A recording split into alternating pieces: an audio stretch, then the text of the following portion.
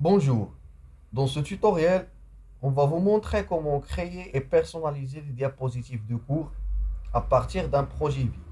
Pour commencer, on clique sur Projet vide et on va choisir la taille de notre zone de travail. On peut changer la taille de cette zone de travail selon la destination de notre application. Par exemple, si on a des utilisateurs qui ont des consoles de 640 sur 480, on va choisir cette résolution. Maintenant, je vais opter pour une résolution HD, ainsi que nous pouvons produire des projets réactifs qui s'adaptent à diverses résolutions d'écran en utilisant des projets réactifs. On va traiter ce sujet dans le quatrième chapitre d'Adobe Captivate. Maintenant, on clique sur Créer. Pour réduire la taille de la zone de travail, on clique sur CTRL-. Maintenant, on va insérer des thèmes pour personnaliser cet arrière-plan. Par exemple, on va choisir ce thème.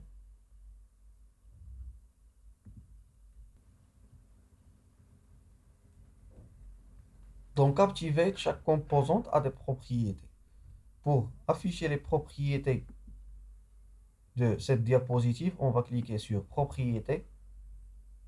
Maintenant, on va insérer un arrière-plan personnalisé. On clique sur Affichage de la diapositive principale. Puis on clique sur Ajouter un arrière-plan. On clique sur Importer. Je choisis cette image.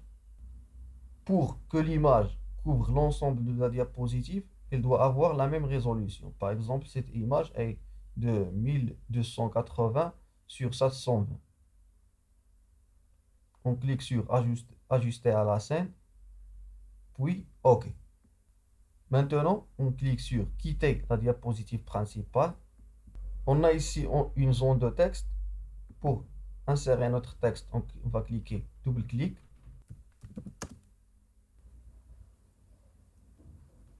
Pour changer la couleur et la police du texte, on vient vers Caractère.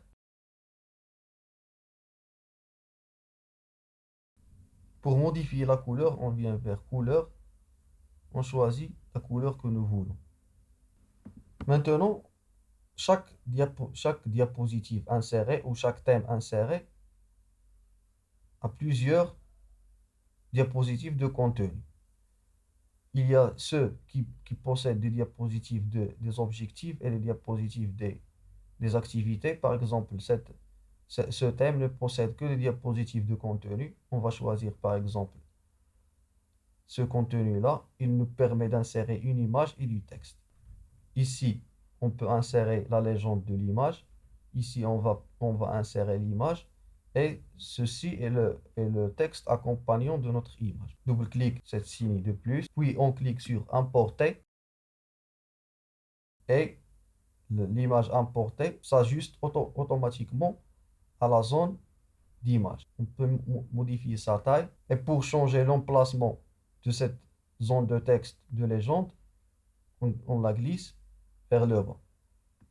Et puis, on va redimensionner notre image. Vous pouvez écrire la légende ici. Maintenant, on va insérer le texte accompagnant de cette image. Pour insérer le texte, on double-clique sur cette zone.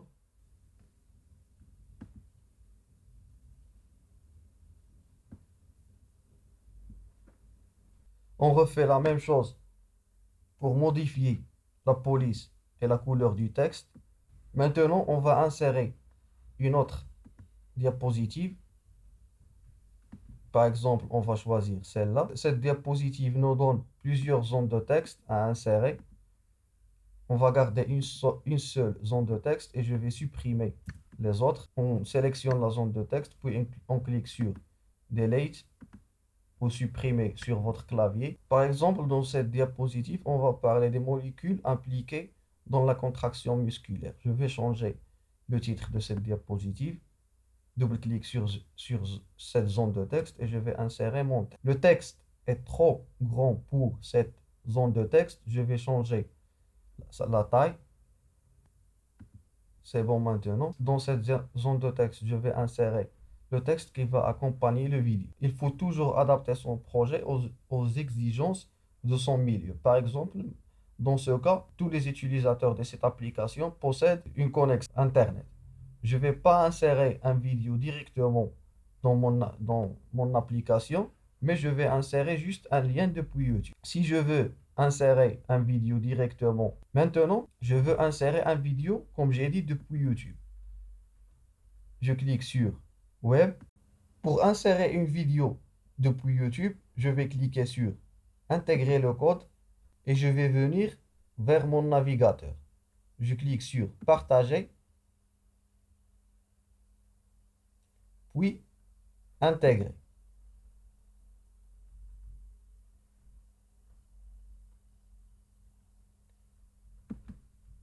Et je vais copier ce code HTML. Je viens vers Captivate, je place mon curseur dans cette zone et je clique et je vais coller, CTRL V. Chargement automatique. Je garde cette case cochée. Et la vidéo est maintenant en train de se charger, comme vous voyez. Je vais insérer le texte qui va accompagner cette vidéo. Maintenant, on va insérer des boutons de navigation entre les différentes pages. Je vais insérer des formes, puis les transformer en boutons.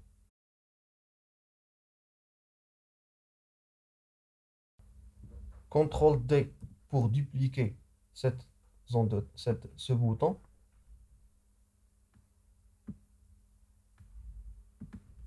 Et je vais les sélectionner et je clique sur Utiliser en tant que bouton. Maintenant, comme vous voyez, on a les propriétés de ces boutons. On va nommer chaque bouton. Pour ce faire, double-clic sur le bouton que vous voulez nommer. On va déterminer l'action que va exécuter chaque bouton. On clique sur Suivant. On vient vers Action. C'est bon, c'est aller à la diapositive suivante. Action par défaut. Maintenant, on doit changer l'action qu'exécute ce bouton pour aller à la diapositive précédente. On va copier ces deux boutons et les coller dans les autres diapositives. Dans cette diapositive, par exemple, on ne va garder que Suivant. On désélectionne les deux diapositives et on sélectionne Précédent et on clique sur Délai.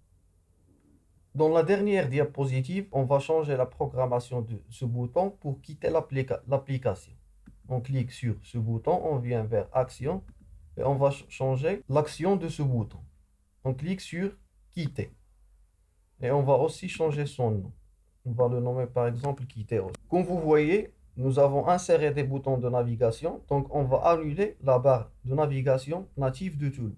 On vient vers Projet, on clique sur Éditeur d'habillage et on décoche Afficher la commande de lecture. Puis on ferme. Comme toujours, on va faire un aperçu de notre projet pour s'assurer que toutes les composantes fonctionnent comme prévu. On clique sur Aperçu, puis Afficher dans le navigateur. Comme vous voyez, la résolution que j'ai choisie est différente de la résolution de mon ordinateur. Donc, le projet n'est pas adapté à la taille d'affichage. Je clique sur Suivant. Ça marche. Puis sur Suivant. La fenêtre qui contient la vidéo est en train de se charger. Voici notre vidéo. Il fonctionne. Je clique sur Quitter. Le navigateur va se fermer automatiquement.